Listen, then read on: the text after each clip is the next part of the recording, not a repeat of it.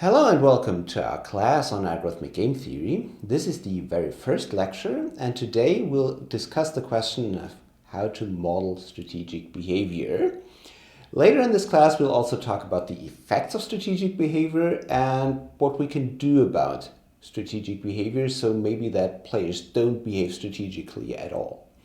But let's first start with the question of how to actually capture all this mathematically.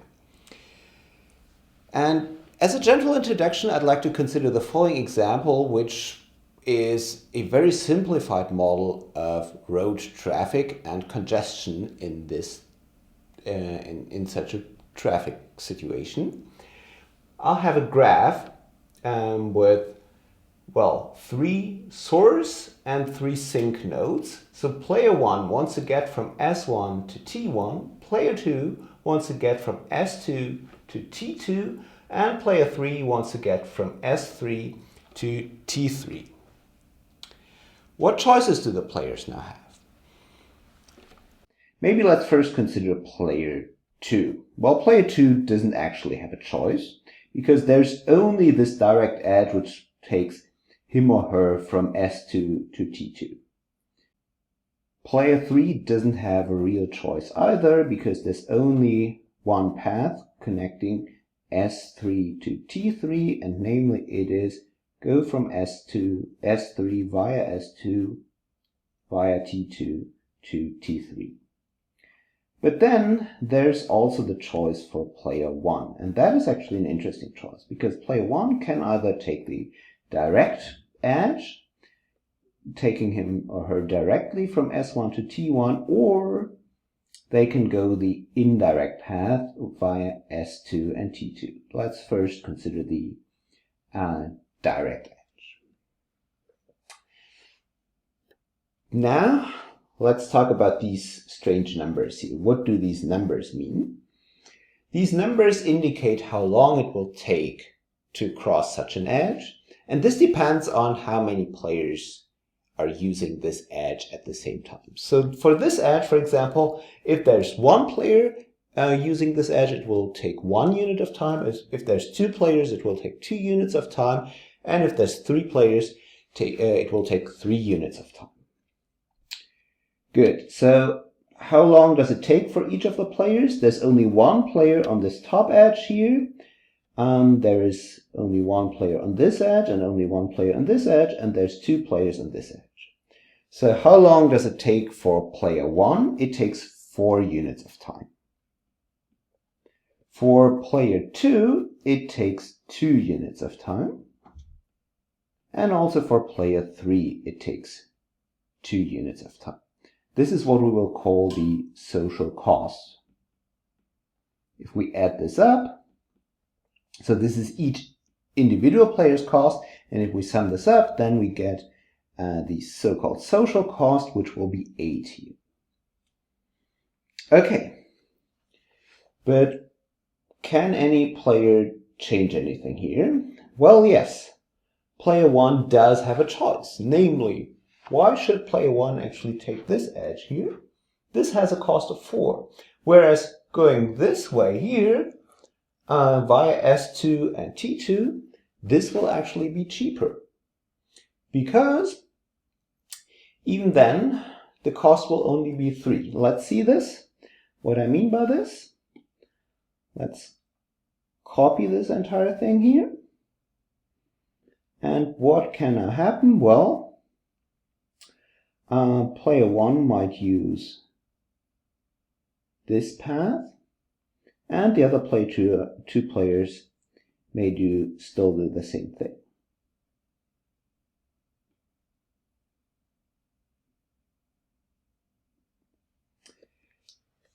Now, what will be the cost of each of the players? We'll have one player now on this edge, one player on this edge, 3 players on this edge, 1 player on this edge, and 1 player on this edge. So player 1's cost will be 3. Player 2's cost will be 3. And also player 3's cost will be 3. So this sums up to 9. Okay, this is certainly worse in terms of social cost. But here, if we once again consider what player if we once again consider player one has a cost of 4 here and only a cost of 3 down here, and it is only player one's choice which path he or she is using. So why should player one actually choose this this direct edge if this has a higher cost for him or her? This means that by strategic behavior, we'll have a higher cost than if we did not have strategic behavior, if we assume that all that players care about is actually their individual cost. This, of course, you might doubt that maybe in reality, players will actually be not that selfish, but this will be one of the core assumptions for everything that we do. So what do we want to do today? Well, let's first try to model this kind of games more generally, and then let's try to model more specifically what we can assume or how we can capture the strategic behavior and what the strategic behavior will lead to, namely in the case we will introduce a notion of an equilibrium.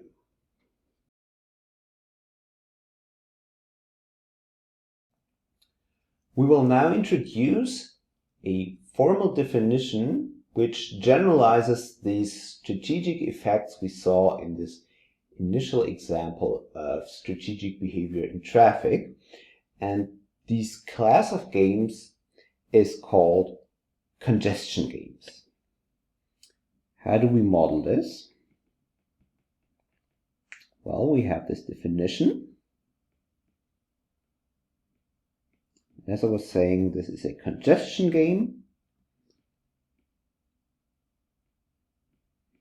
And this is not actually a very recent notion, but it dates back to way before there was the notion even of algorithmic game theory, and well, even dates back before there was real computer science. Maybe not real computer science, but this wasn't actually thought of as a computer science problem or model.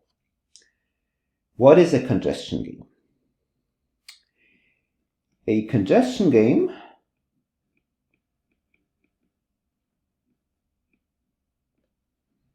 is a tuple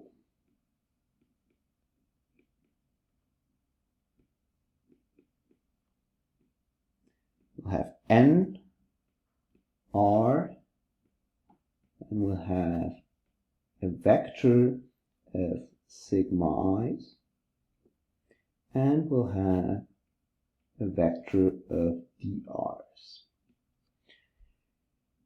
And what are these? N is the set of all players.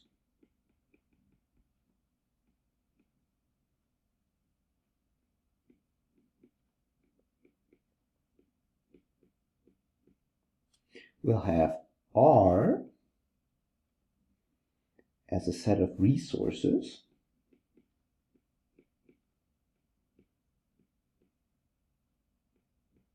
The number of players we usually call n, and the number of resources we usually call m.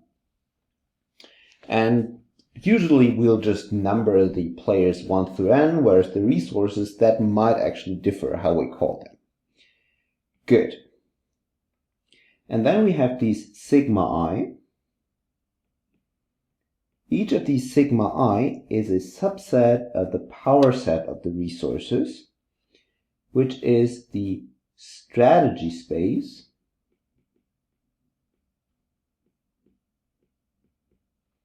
for player I.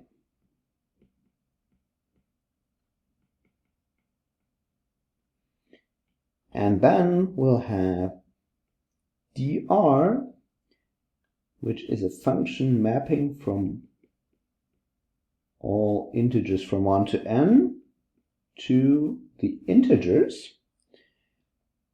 And this is the delay function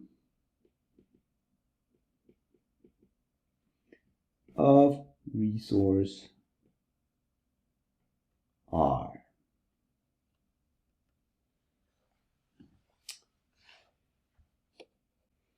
So as you see, there is actually nothing about a graph in this formal definition so far, but the so-called network congestion games are a special case which are captured by a graph, and the example that we saw earlier, this is indeed a network congestion game. How would we now capture this network congestion game formally inside this definition?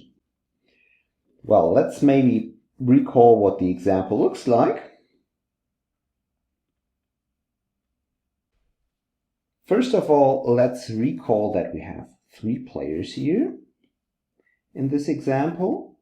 So in this example, we would have n as 1, 2, and 3.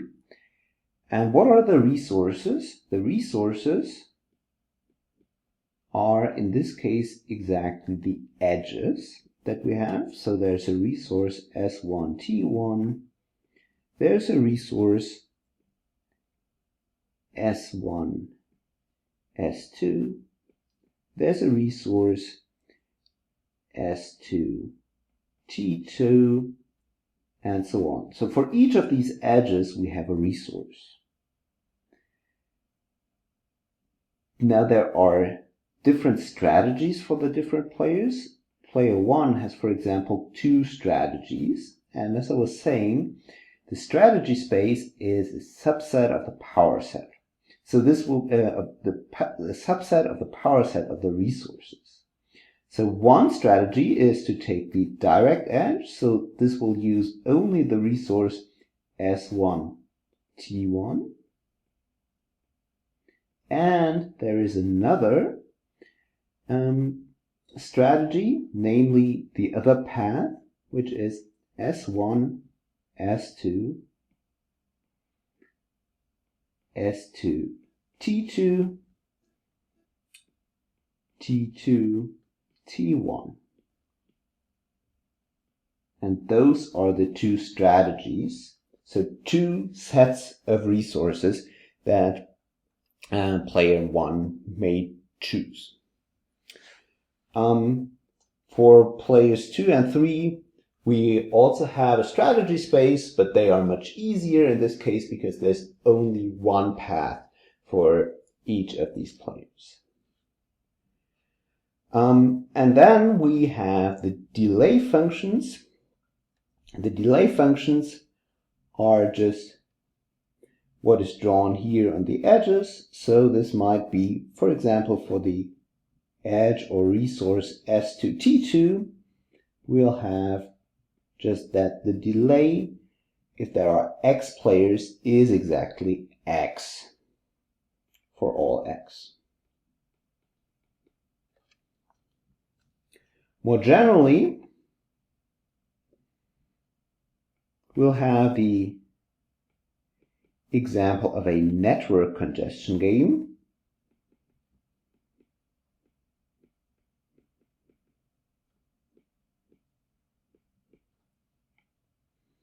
In which there is a graph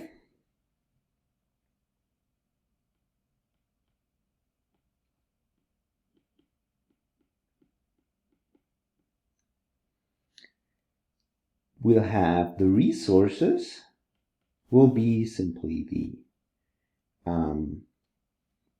a set of edges. I should mention that this is a directed graph usually, although this might also make sense for an undirected graph, but we usually think of this as a directed graph. And then we have for each player I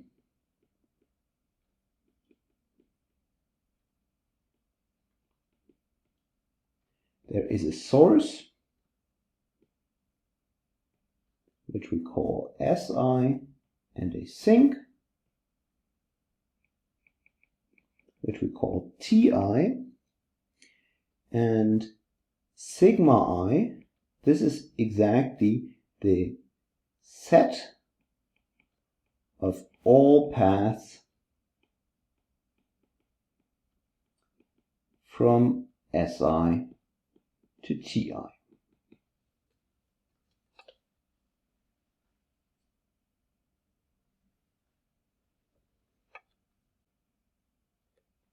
So now we have this formal definition of a congestion game, but what we still have to add to this is actually semantics. We'll have to still define what does this even mean.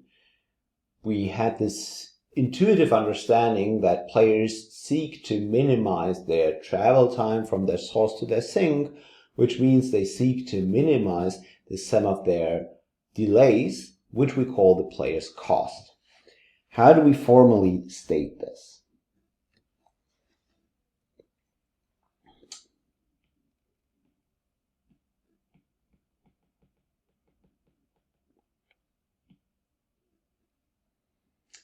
We are talking about states or strategy profiles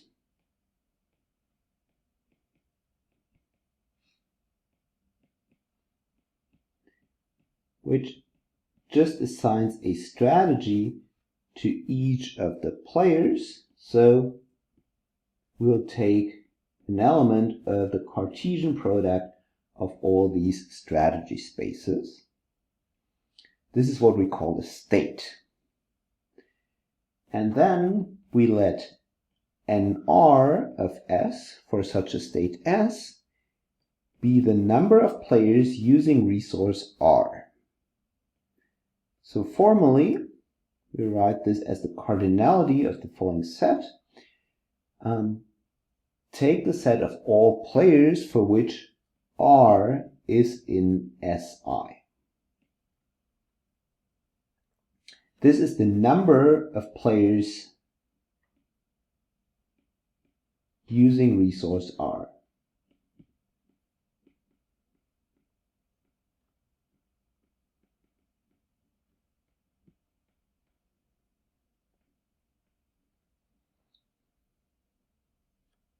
Then we'll have the delay of R in S. This is nothing but the delay function evaluated on the number of players using this resource. And now player I's cost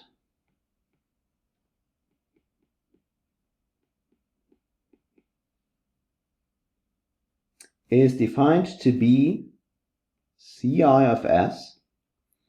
This is the following. Just take the sum over all the resources that this player is using, and then take the delay of this resource, which is, as I was saying, the delay function evaluated on the number of players using this resource in this state.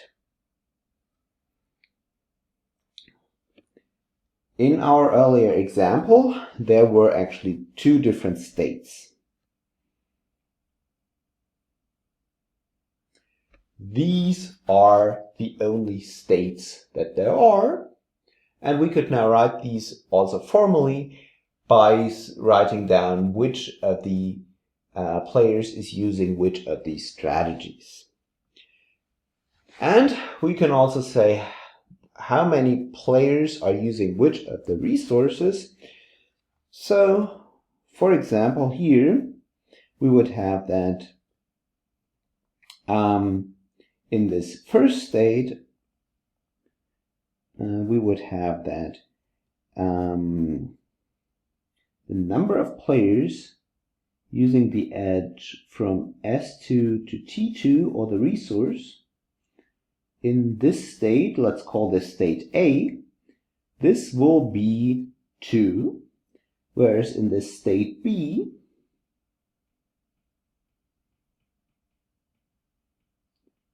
the number of players using this resource will be 3. how would we compute a player's cost? And player 1's cost in this state A.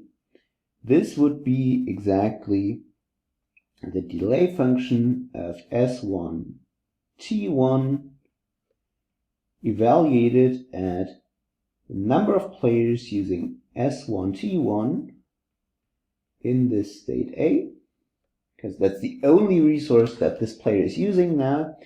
This is exactly d of S1 T1 of 1, and this will be 4. Whereas in the second example, as we've seen, the cost of the player would be 3. Cool. So we've now defined what a congestion game is, what states are, what strategies are. States or strategy profiles are nothing but vectors of strategies, so that we assign one strategy to each of the players. And now we can actually get to the main definition to capture the strategic behavior. Namely, we call a state or a strategy profile a pure Nash equilibrium if no player can benefit from unilateral deviation. And this is exactly happening here. This is not an equilibrium because player 1 can actually benefit from just changing her own strategy, whereas down here, this is not possible. No player actually has a choice of decreasing his or her cost by unilateral changes. Let's formalize this.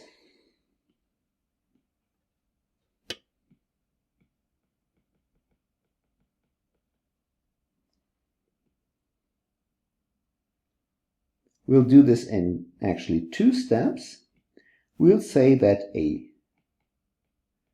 strategy capital SI is a best response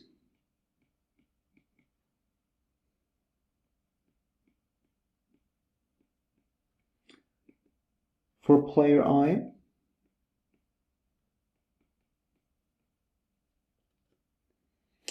against a profile of strategies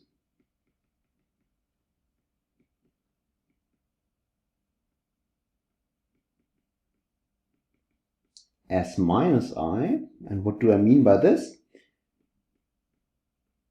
I mean that we now take a strategy for each of the players except for what player I is using. If Ci of Si, S minus I is at most Ci of Si prime, S minus I for all Si prime in sigma I.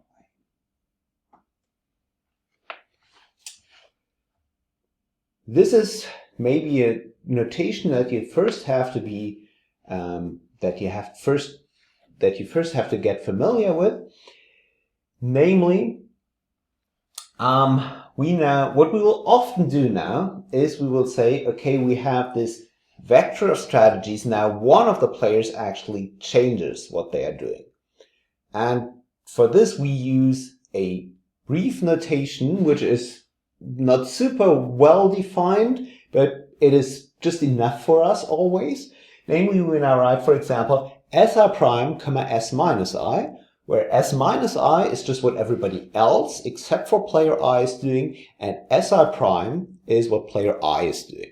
And now player I has the choice between Si prime and Si, and we say that Si is the best response against S minus I if there is no Si prime, which it has smaller cost than Si, keeping what the other players do fixed.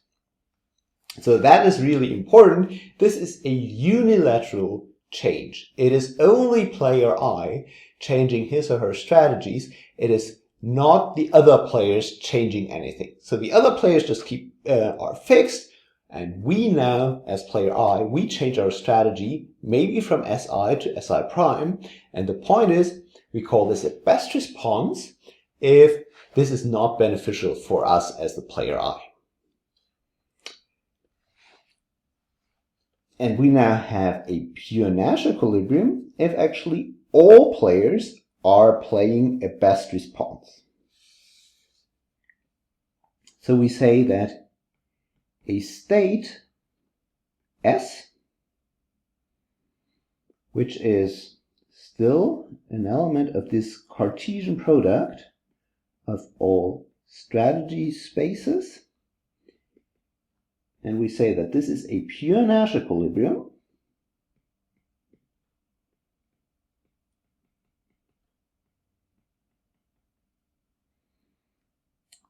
if SI is a best response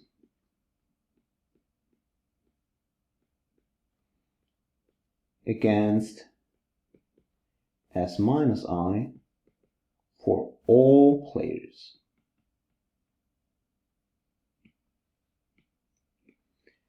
So equivalently, we could also write that S is a pure Nash equilibrium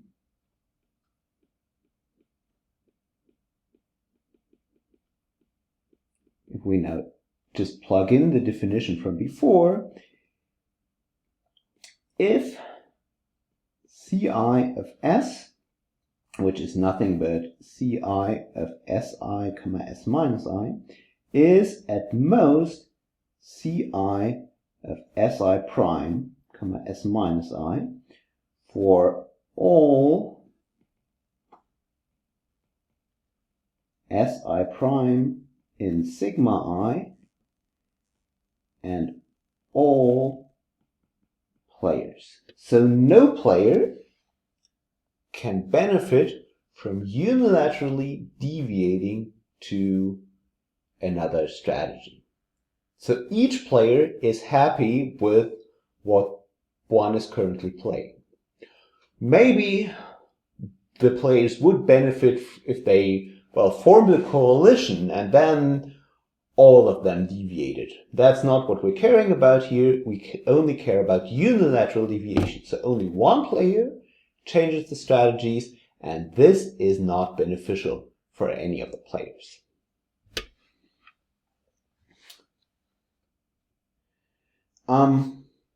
One more thing, this is only, and this doesn't have to be a strict inequality, which means that there may also be other strategies which give you the same cost. That is fine. There just may not be any strategy which give you a strictly smaller cost.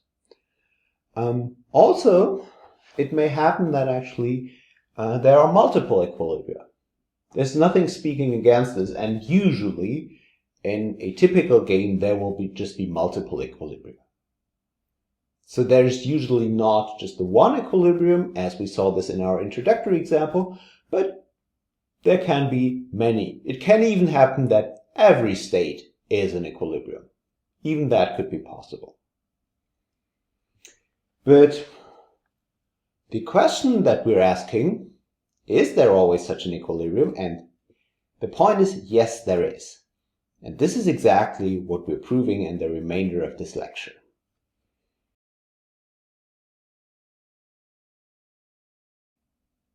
Every congestion game always has a pure Nash equilibrium. This is what we want to show in the remainder of this lecture. How can we show this? How will we show this?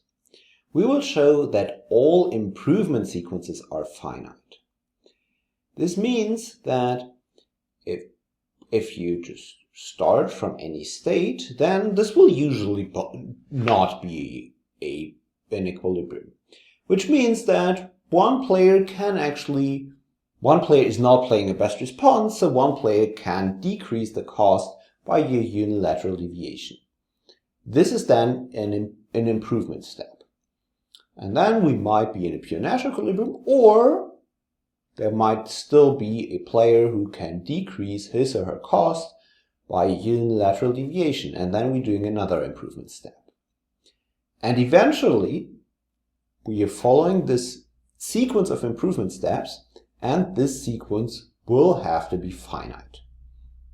This is exactly what we are claiming and what we will be proving. But let's first formally write down what we call an improvement step. We say that an improvement step is a pair of states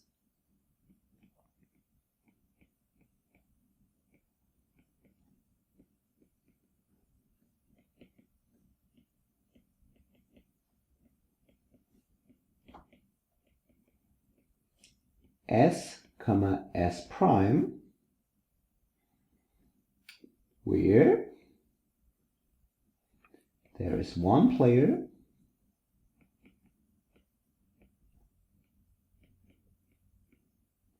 I,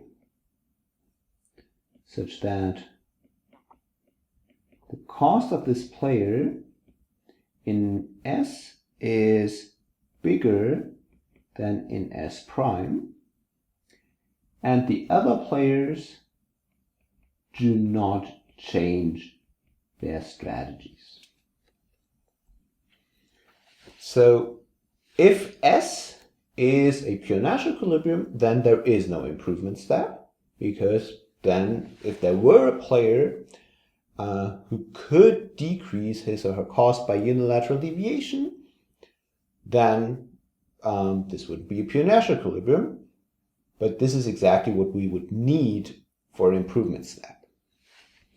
At the same time, if it is not a pure natural equilibrium, well, then there is an improvement step. Now what we can do is we can consider a sequence of improvement steps. And let's see this in an example. This is an example of, in total, 1, 2, 3 improvement steps. Here we start in this network congestion game. There's 2 players. Each of them wants to get from S to T. What's the cost here? For, say, the first player, the cost for the first player, for the red player, will be 1, 0, 3. So 1 plus 0 plus 3, this is 4. And for the second player, for the blue player, this will be 6 plus 1, which will be 7. But now it turns out that actually the red player can decrease her cost, namely via going this path. So what will the cost be then? It will be 1 plus 0 plus 0 plus 0 plus 1. Sorry, plus this one it is. And this is only 2. For the blue player, actually nothing has changed. The cost will still be 7. But there's also another improvement step, namely the blue player can still change the strategy to this other path, and then the cost will be 1 plus 1 plus 3 plus 1. This will be 6. And what's the cost for the red player at this point? This will be 1 plus 0 plus 0 plus 3 plus 1. And as it turns out, there is yet an improvement, namely it is via going this top path, and then we'll have a cost of 1 plus 0 plus 3.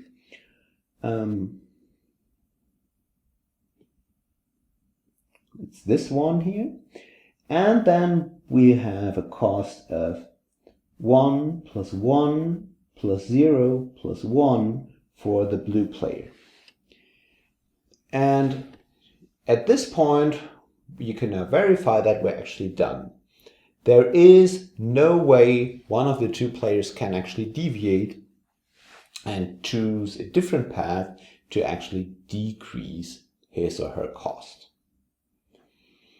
And this is true in general, that if we do these kinds of improvement steps, regardless of whether these players do some smart improvements or whether they just do some kind of improvement, that actually doesn't matter. Regardless of how these improvements work, the improvement sequences will always be finite. This is the theorem that we will show in the remainder of this lecture. It is also by Rosenthal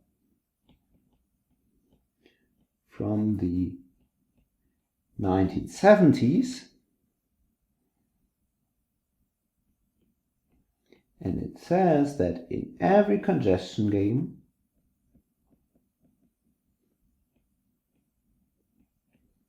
every sequence of improvement steps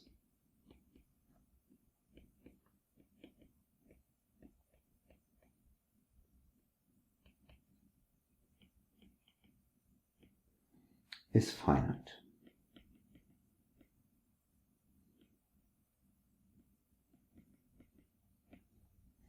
And this immediately means that we get the following corollary.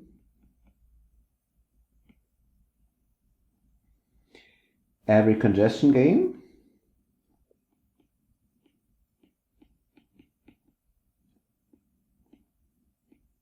has at least one pure Nash equilibrium.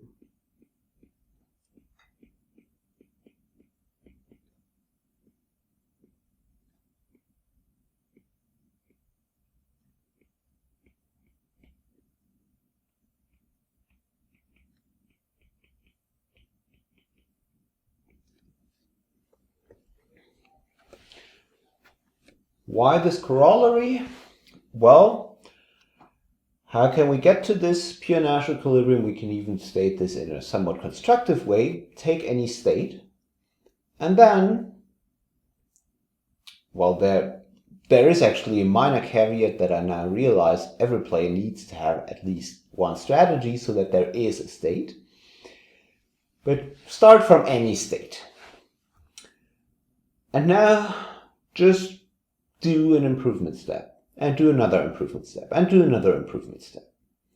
And this way, you're developing an improvement sequence. And the point is now, because of the theorem, this will have to stop at some point. It cannot be that you're doing this forever. At some point, you will be done, and at this point, you have reached a pure Nash equilibrium, because if there is no more improvement step, then you're in a pure Nash equilibrium, and vice versa. If you're in a pure Nash equilibrium, there is no more improvement step. So all we have to do is prove this theorem. And the proof of this theorem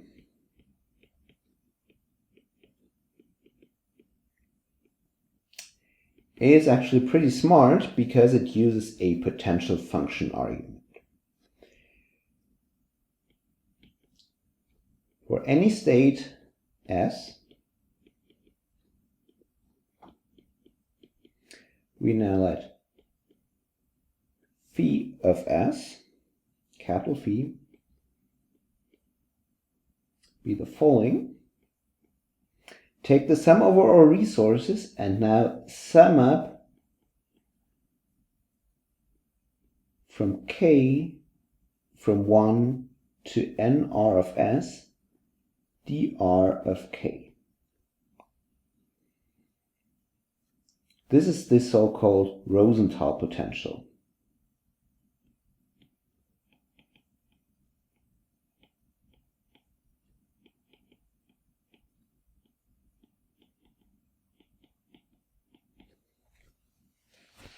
So what are we doing here? We are in a state. And in this state, for each of the resources, some number of players is using these resources. Now take the sum over our resources and then add up the delay functions evaluated first at 1, then at 2, then at 3, and so on until the number of players that are using this particular resource. This does not have a meaning immediately, but as we will see, in every improvement step, the Rosenthal potential decreases.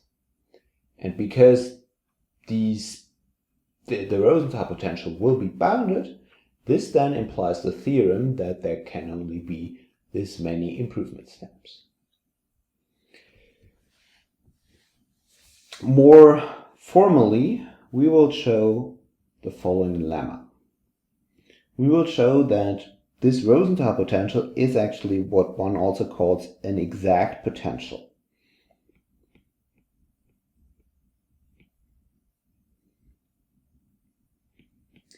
Let S be any state and let Si prime be an alternative strategy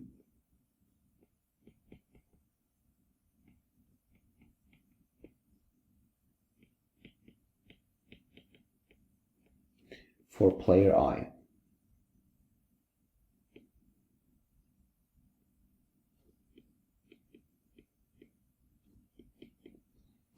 Then we have that the difference of the Rosenthal potential between the state where player I is now using Si prime, the other players keep doing what they are doing in S, and the Rosenthal potential of S.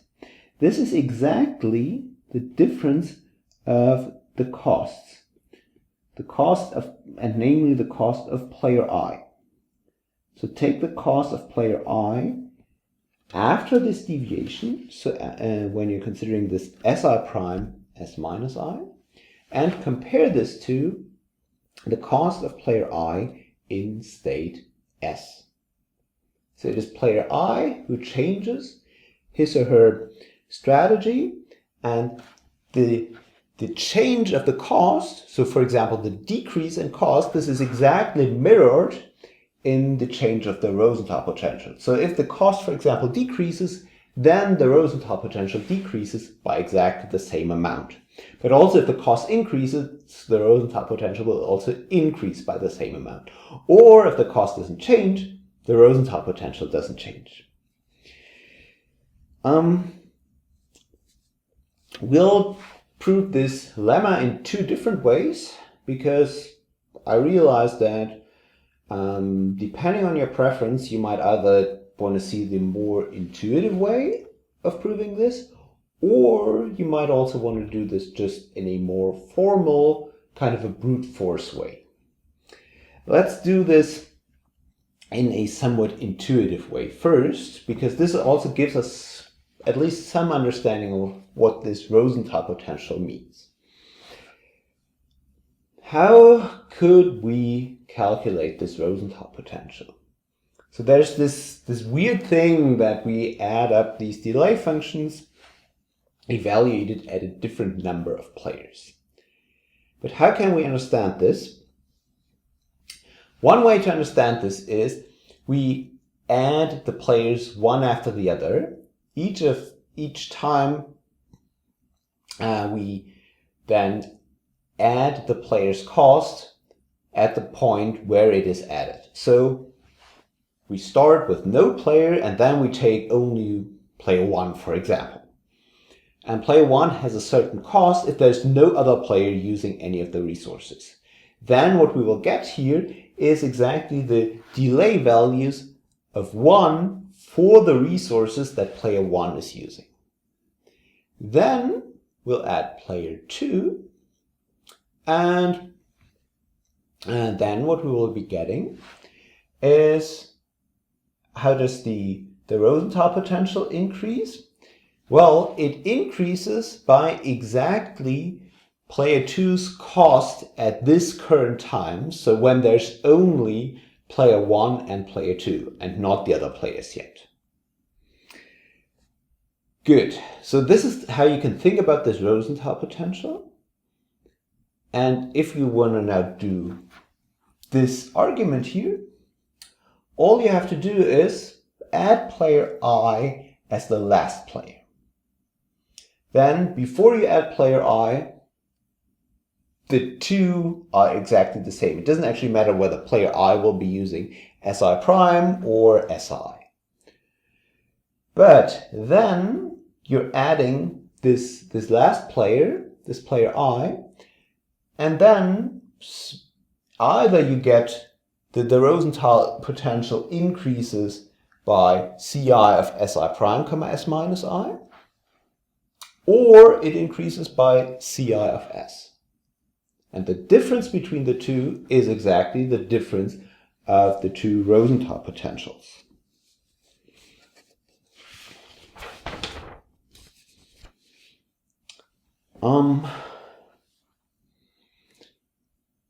So at the point where you're understanding this Rosenthal potential, I guess this makes a lot of sense to think about it this way, but maybe being so early in the process of understanding it, maybe let's also just do a super formal and, well, very brute force argument that gives us exactly also this bound.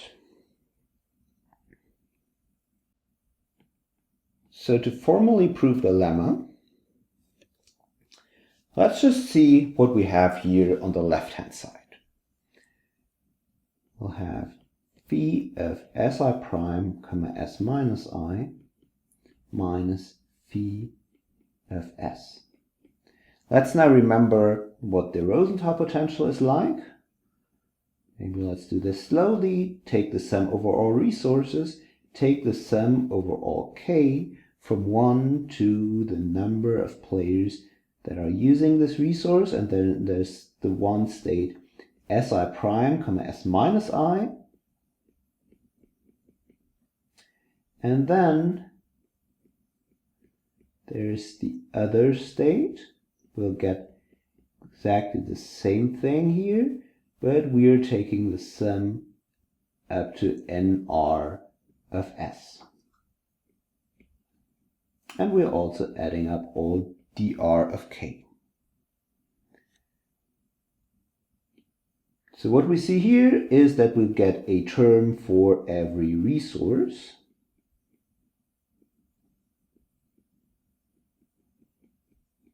Namely, we will get this sum that goes up to NR of Si prime comma S minus I, and we'll have to subtract the sum that goes to NR of S.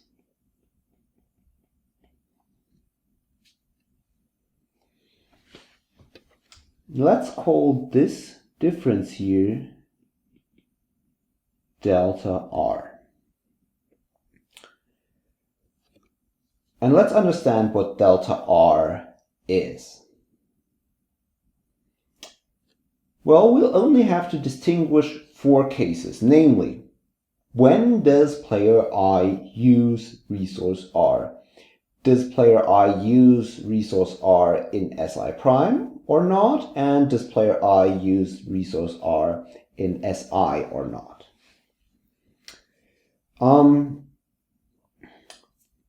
Let's see what these 4 cases are.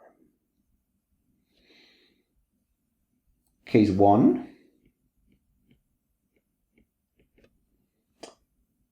is that R is in Si and R is in Si prime.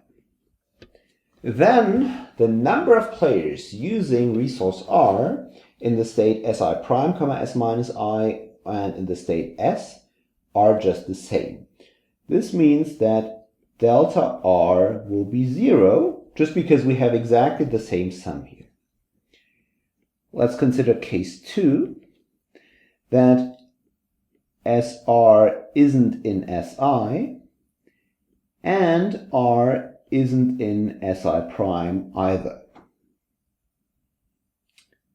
In this case, we get the exact same thing, namely, those two sums are exactly the same, so also this delta R has to be 0.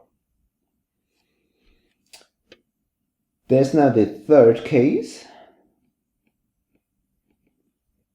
that R is in SI prime, take away SI, so player I is using resource R only in strategy SI prime, but not in SI. In this case, we'll have that NR of SI prime, comma S minus I is exactly equal to NR of S plus 1.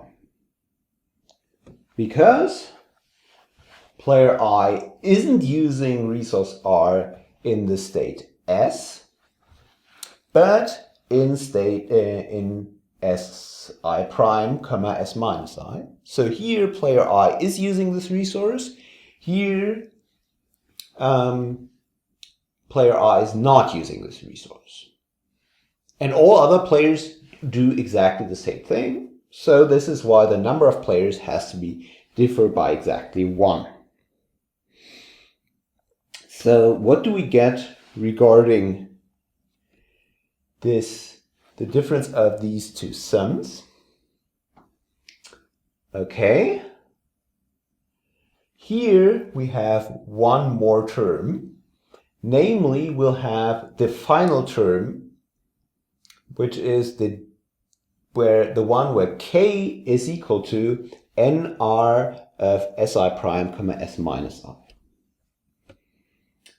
So dr will be exactly equal, delta R will be exactly equal to dr of NR of SI prime, comma S minus I. And we'll have a fourth case,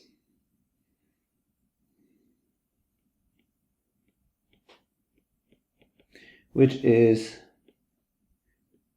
analogous, that R is in SI, take away SI prime. In this case, we'll have that NR of SI prime, comma S minus I is equal to NR of S minus 1. Or what we can also say is that delta R is nothing but dr of NR of S. Sorry, it is minus this much. Because now suddenly here we have one more term than here. Okay, cool. So let's compare this to the difference of the two costs of player I. Ci of Si prime, comma S minus I minus Ci of S. What's the cost of player I in state Si prime, comma S minus I? Recall the definition. Take the sum over all resources that this player is using, and now consider the delay.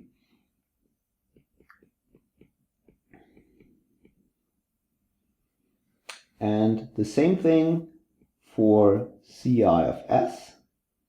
Again, take the sum over all resources that this player is using, and now add up the delay function evaluated at NR of S. Now there might be strategies, there might be resources which are both used in Si prime and in Si, and for these NR doesn't actually differ. There might also be strategies which are resources which are neither used in Si nor in Si prime. Those don't appear on either of the two sides. But what is interesting here is that there are strategies or there might be strategies which are, there might be resources which are in Si prime, take away Si, for which we'll get NR of Si prime, comma S minus I. Or there might be resources that are in Si, take away Si prime. And for those, we'll get dr of nr of S. And as you can see, these are, if you just compare all the cases that we were doing, this is exactly the sum of these delta R values. Because there are the resources in which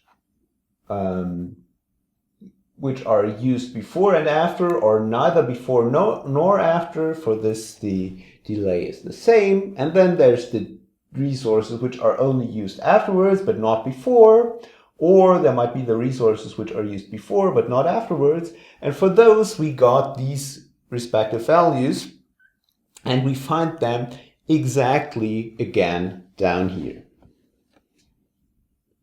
And just by this simple comparison, you will see that this difference is exactly, this difference of costs is exactly the sum of this delta R, which is exactly the change of the potential. So how does this help us? Let's recall what we wanted to show and where we are right now. We wanted to show that in every congestion game, every sequence of improvement steps is finite. And what we've shown is that in such an improvement step, the change of the Rosenthal potential mirrors exactly the change of the cost. So if we now continue the proof of the theorem, then we will see that if we now consider any improvement step,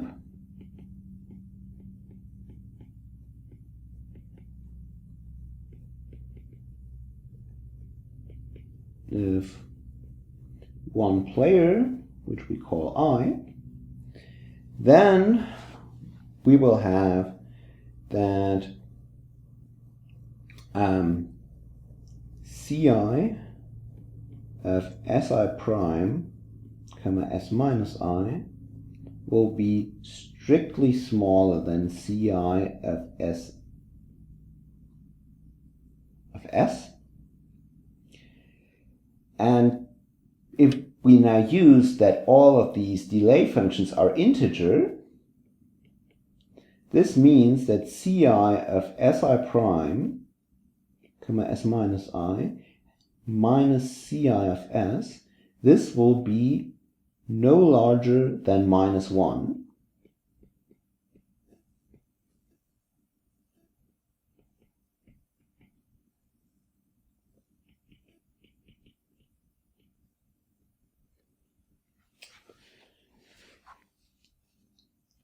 And we will see that also for every state S,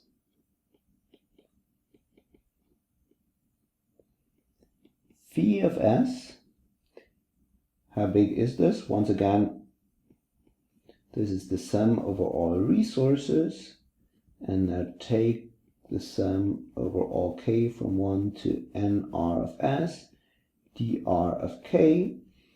Certainly this is no bigger than if we took the absolute values here,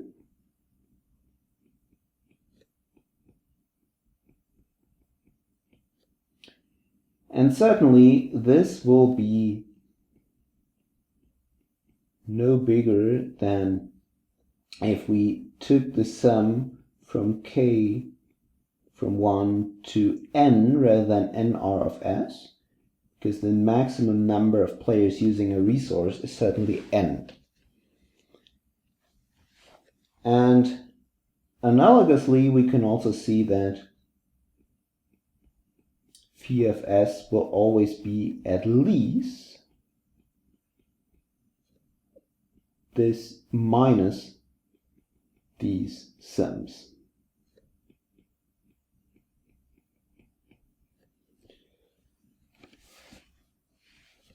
And what does this mean? Well, we now have an upper bound on the number of improvement steps. Because in an improvement step, the potential will decrease by 1.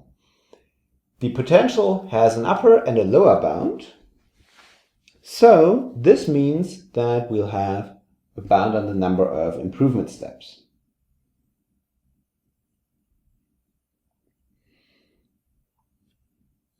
So one thing we should have noticed here is that this is exactly equal to phi of si prime, comma s minus I, minus phi of s. So overall, number of improvements in a sequence is at most 2 times the sum over all resources. Take the sum from 1 through n, and then the absolute value of dr of k. And this is it.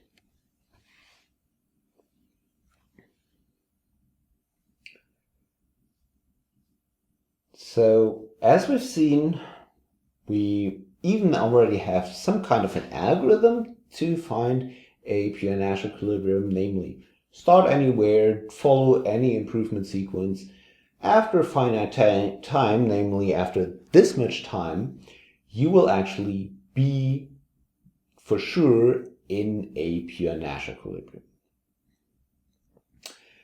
But this is not a very nice algorithm because these delay values might be very large. And this is actually one of the topics we will be talking about in this class, namely, are there polynomial time algorithms which do not depend on the size of the numbers? And the answer is somewhat yes, somewhat no. The answer is yes for some kinds of games. This is what we'll be talking about next time. But for general congestion games, under some complexity theoretic assumptions, which we will also introduce later, this is not possible. As I was saying, this will be covered in a later lecture. So I hope you already learned a lot. You enjoyed this today. I hope you look forward to the semester, and please do let me know if you have any questions regarding the contents of what we covered today. Thank you very much for your time, and hopefully you will follow the semester. Bye.